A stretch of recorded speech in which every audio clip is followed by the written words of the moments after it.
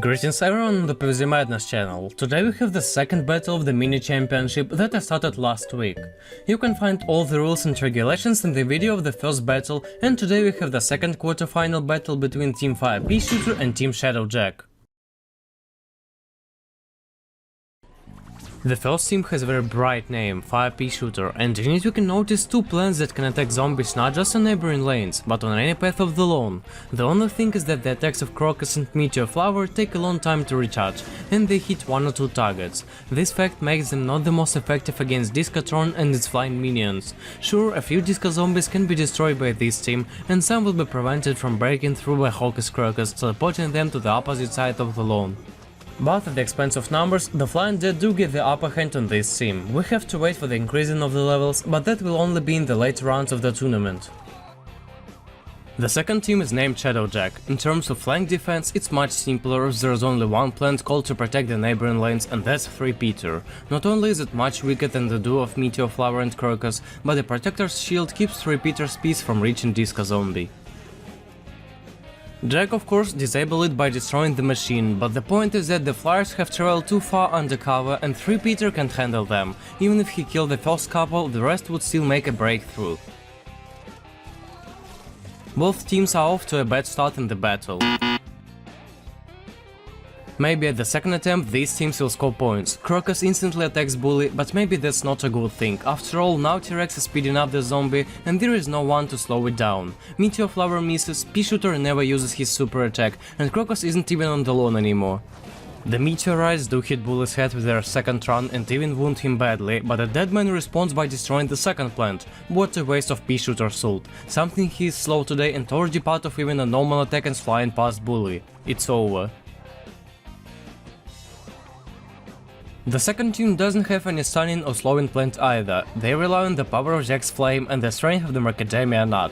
Dinosaur does his thing, Bull rushes forward and Violent Pumpkin's acid flame strikes the nut, kills it in the first attempt, and I'd like to point out that Jack didn't have enough of his charge to finish off the enemy at once.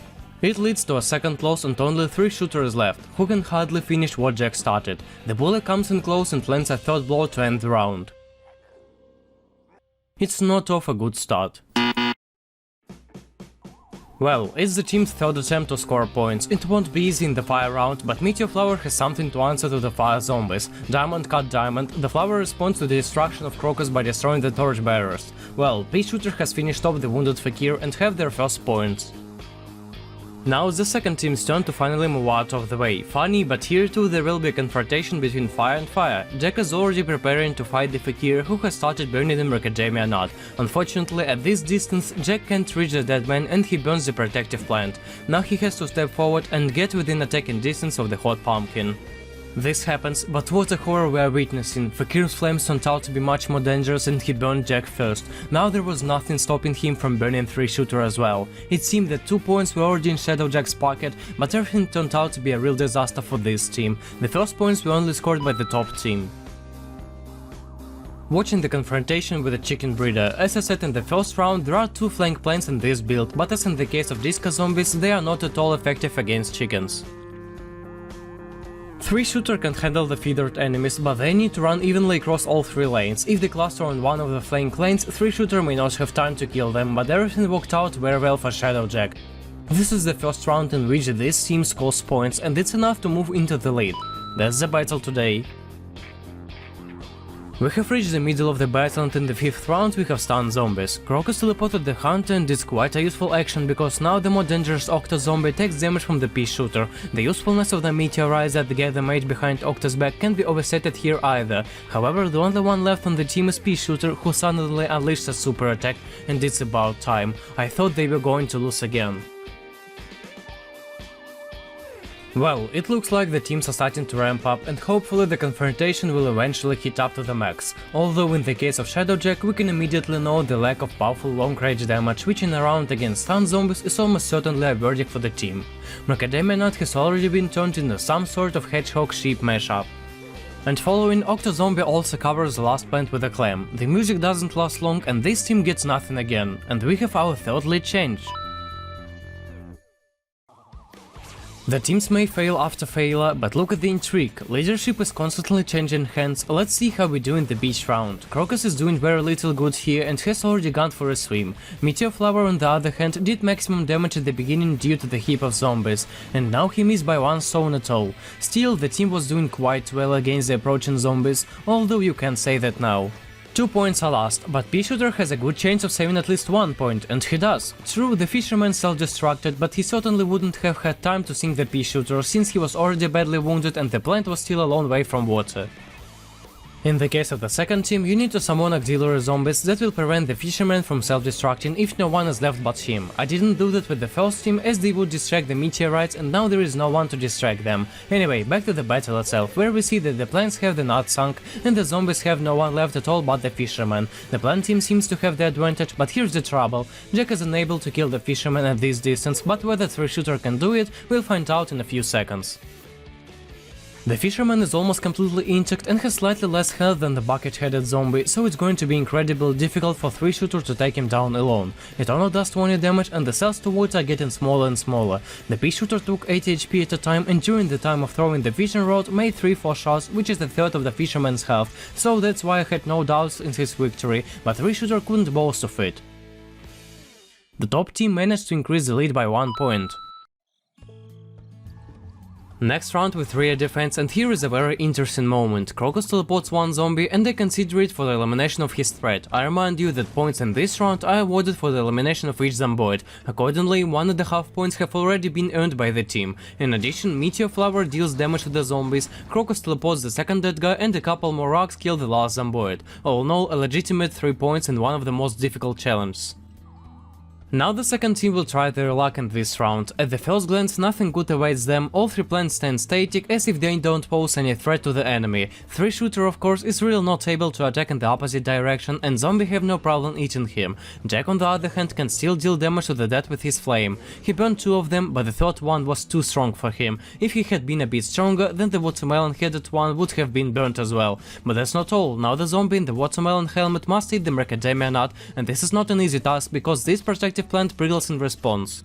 We can already see the damage on the zomboid's headgear, except that the nut has already lost too much jelly. Once it runs out completely, the attack ability will also disappear and then the zomboid will just have to finish off the defenseless peanut. Unfortunately, this scenario will indeed come true. The toughest and most expensive zomboid will remain alive, preventing Shadow Jack from earning 3 points in this round, only 1.5 for the first less durable zombies.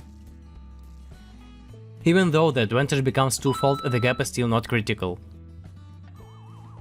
The round with the dancing cowboys is the challenge where both Meteor Flower and Crocus can show their full glory. Wherever the zombies dance, both plants can get them and the Pea-shooter will try to reduce their numbers while the zombies are in the center. Everything is going as usual and it's quite difficult to imagine the defeat of this team here.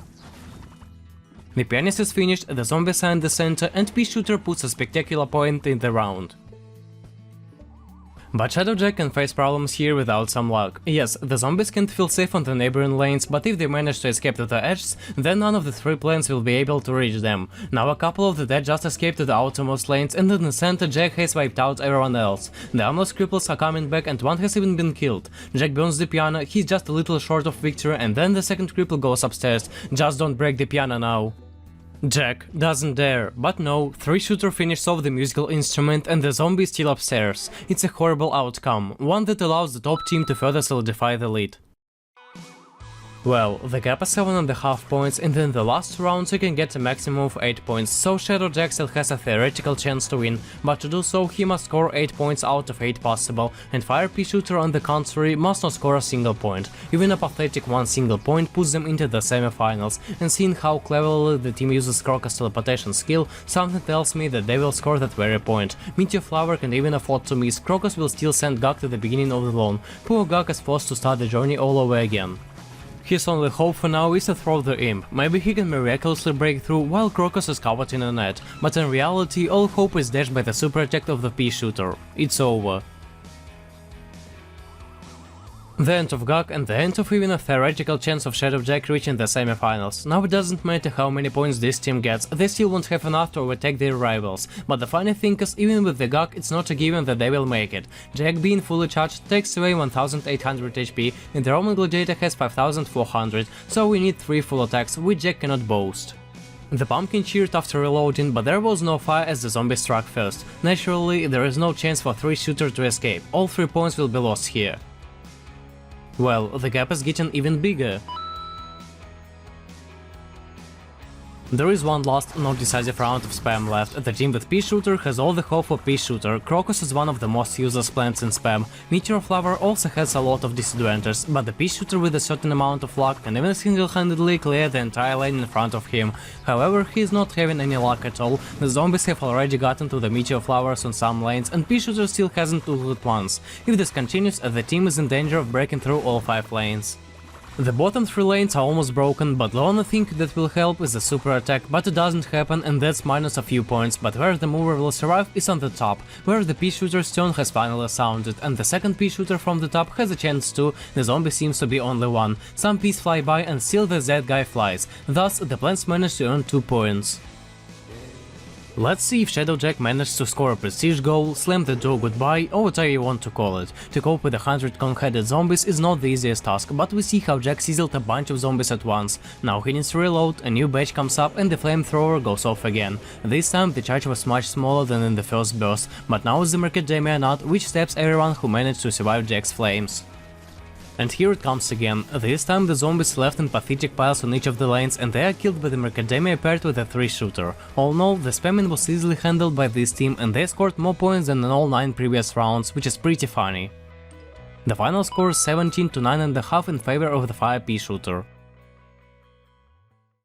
Well, one more semi-finalist is known, it's the Team Fire Pea Shooter, with whom it will fight in the semi-finals isn't known, but in the next battle will be known opponent in the semi-finals for Team Stoppers. This will be revealed in the battle of the Team Yellowed Bamboo and the Team Glacial Jungle. Well, that's all for today. The battle of course was much less intense than in the first quarterfinal, but I hope that the next one will not disappoint us. If you like the championship, then put likes, subscribe to the channel and see you in the next PvZ Madness. Bye!